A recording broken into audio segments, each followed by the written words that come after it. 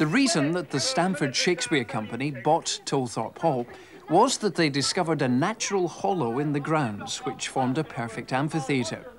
With a custom-built canvas cover and seating for 350 people and a leafy glade beyond the stage, it's an ideal setting for open-air Shakespeare. You can chew at the same time.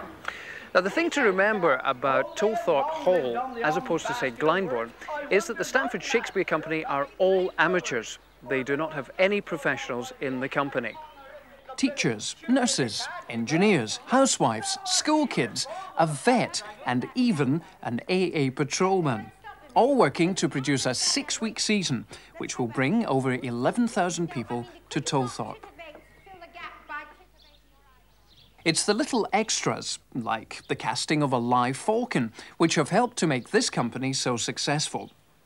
Here, they're rehearsing a fight scene from one of the 2 plays in this season, Richard II. David Lovell Brown, a music teacher from Stamford School, plays the king. Patience is stale, and I am weary. And now, what means death in this rude assault? Villain! Thine own hand deals thy death instruments. Go down, fill another room in hell!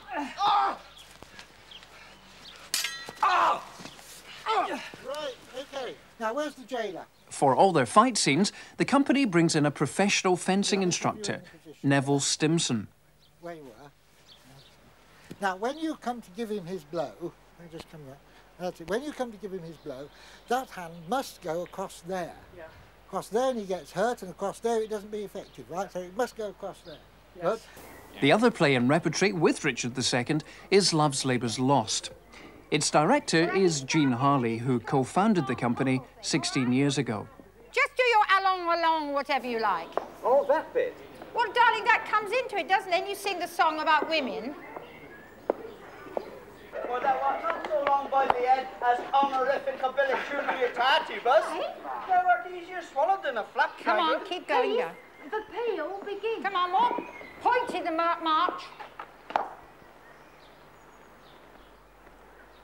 Tell me, Jean, you haven't always presumably been here, have you? No. For the first 3 years, we performed at the George Hotel in Stamford, which is a very old coaching inn. It's hardly an inn, it's a large hotel, and very famous. And after about 3 years, we decided we had to move, and they felt it was all very amicable, and they were very helpful. But their plumbing really wouldn't accommodate the audience. And also, it did mess up. It was in the lovely old monastery gardens at the back of the hotel, which is quite famous. And of course, every year, the lawn got churned up terribly, and it wasn't fair on them. And a very kind businessman, very philanthropic, lent us money, interest-free, to buy the place. And for several years, he helped us. And now, we're virtually in the hands of the bank, as so many people are. But I'm curious to know why you chose Shakespeare. Why not go off and do, I don't know, some other author? Why he? Well, I think really it started because I said to a friend of mine, I would love to do The Dream at the George. I thought the garden was just wonderful for it. And so it started off, they were very cooperative. And we did The Dream, and everybody seemed to enjoy that. So then we did The Tempest. And then I think the next one was The Taming of the Shrew, and I think it was after that that the audience got too big, really. So I think we got stuck with Shakespeare. I think it's a good thing anyway, because you can do the same play over and over again and make it different. I mean, we've done the Dream, I think it's 4 times, or maybe 3, I can't count now, and it's always different. But if even professional companies in Stratford are having problems financially selling Shakespeare to the public, how do you make it more amenable to them? We only do a season a year. We don't have to get an audience here all the time. And I mean, I think people are prepared to sit and suffer in the cold. We try and be as professional as we can, but of course it's not easy, because people have to work, and people are called away on business, and all sorts of things happen. But the people who do turn up year after year are very dedicated. They need to be. You just got to learn to speak and chew at the same time. Do it again. Spit it out. Oh, they have long lived on the alms basket of words. I wonder thy master hath not eaten thee for a word. For thou art not so long by the head as honorific a billet tudinitatibus. Cecil? The theatre is only a small part of the 7.5-acre estate owned by the company. But like Glyndebourne, the real jewel in their crown is the house. Well, this wonderful house of Tolethorpe Hall was the birthplace in 1550 of Robert Brown. He was a rebellious Anglican priest, and his followers were known as Brownists. Shakespeare mentioned him in Twelfth Night in the line, "I would as lief be a Brownist as a politician." Well, bringing things a bit more up to date, the house was in a derelict state in 1977 when the Stamford Shakespeare Company took it over. They've spent the past few years doing the place up. For instance, they had to put a completely new roof here on the bar.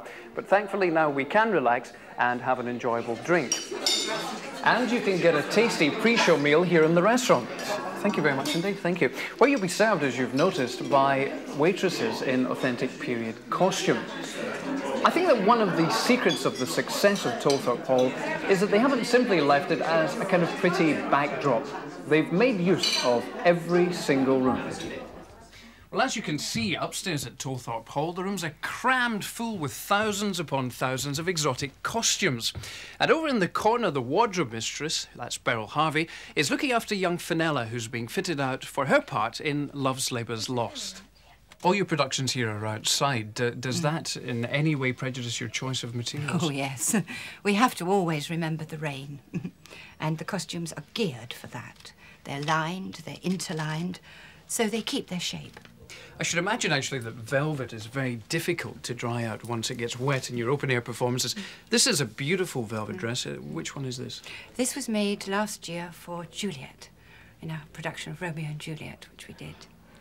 How sort of into the play do you get? I mean, do you read up and swat it up and get to know the characters? Oh, yes, you must know the play, you must know the character, and you must know the person you're dressing, because the dress must suit the person.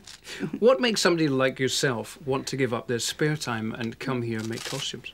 Oh, the lovely materials to work with, the satisfaction of making such beautiful things.